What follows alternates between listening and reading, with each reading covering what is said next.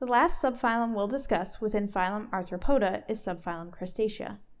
There are 6 crustacean classes which include organisms such as sea monkeys and water fleas, shrimp, crabs, and lobsters, barnacles and copepods, seed shrimp, and others.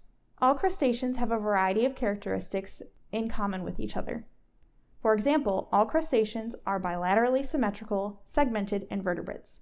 They also all have a hard outer carapace, more than 4 segmented appendages, an open circulatory system, excretion glands, gills, and stalked eyes.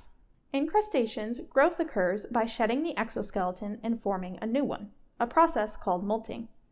Molting is controlled by hormones as well as other internal and external factors. Aquatic pollutants can not only lead to mortality in crustaceans, but they can delay the molting process and thus delay the growth of crustaceans.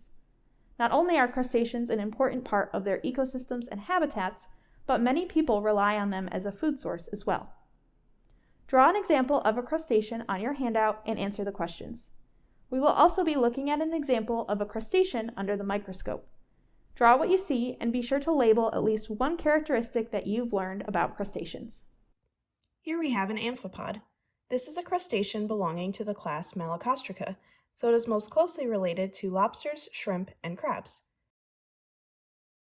Be sure to draw this specimen and label it with its taxonomic classification. You are also going to be choosing one of the crustaceans depicted on the PDF file and drawing that on your handout and labeling its taxonomic information as well.